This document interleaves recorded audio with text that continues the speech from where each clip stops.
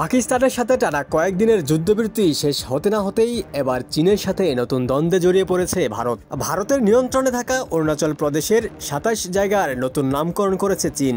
এই ঘটনার তীব্র প্রতিক্রিয়া দেখিয়েছে ভারত। জবাবে বেইজিং বলছে, অরুণাচলের জায়গাগুলোর চীনা নামকরণের বিষয়টি তাদের অভ্যন্তরীণ সিদ্ধান্ত।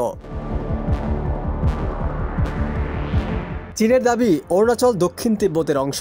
২০১৭ সাল থেকে অরুণাচলের বিভিন্ন জায়গায় নতুন নামকরণ শুরু করে তারা।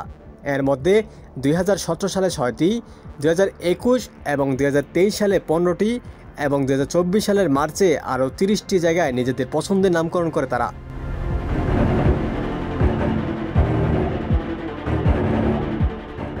চীনের পররাষ্ট্র মন্ত্রণালয় এক বিবৃতিতে জানায়, ইতিহাস, ভূগোল এবং প্রশাসনিক দিক থেকে জাংনাং চীনের অংশ, তাই ওই অঞ্চলের জায়গাগুলোকে চীনা নামে ডাকা তাদের অভ্যন্তরীণ বিষয়।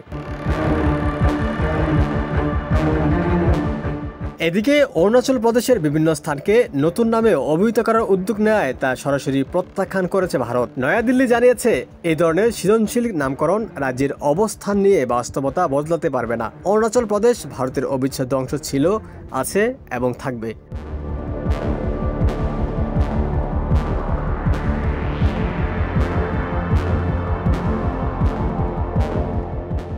ভারতের পররাষ্ট্র মন্ত্রণালয়ের মুখপাত্র রণধীর জয়সওয়াল বলেন, আমরা লক্ষ্য করেছি চীন অরুণাচল প্রদেশের স্থানের নাম পরিবর্তন করে এক অর্থহীন ও হাস্যকর চেষ্টা চালিয়ে যাচ্ছে।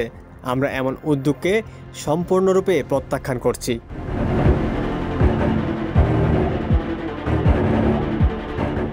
অন্যদিকে চীনা পররাষ্ট্র মন্ত্রণালয়ের মুখপাত্র লিন জিয়ান পাল্টা দাবি করে বলেন, জাংনাং চীনের অংশ।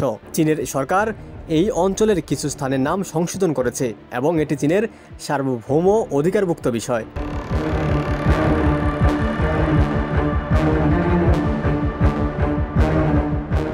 প্রতিরক্ষা বিশ্লেষকদের মতে, ভারতের সাম্প্রতিক আগ্রাসী নীতির বিরুদ্ধে পাকিস্তানের কঠোর প্রতিক্রিয়ার পর চীনের এই অবস্থান ভারতীয় কূটনীতির জন্য বড় ধাক্কা। তারা বলছেন, ভারতের বর্তমান সরকার প্রতিবেশী প্রায় প্রতিটি দেশের সঙ্গে বিরোধে জড়িয়ে পড়েছে, যা আঞ্চলিক শান্তির জন্য হুমকি হয়ে দাঁড়িয়েছে।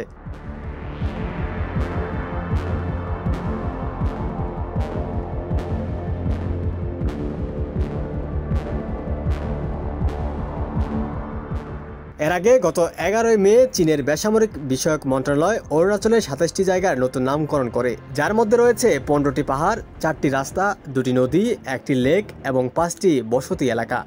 এই ঘটনাটি এমন সময় ঘটল যখন ভারত চীন সম্পর্ক সাম্প্রতিক সময়ে কিছুটা উন্নতির দিকে ছিল।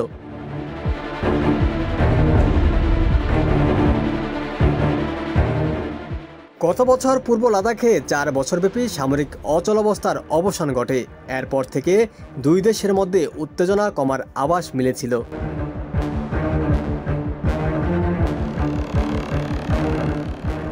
ওমর ফারুক, ঢাকা প্রকাশ।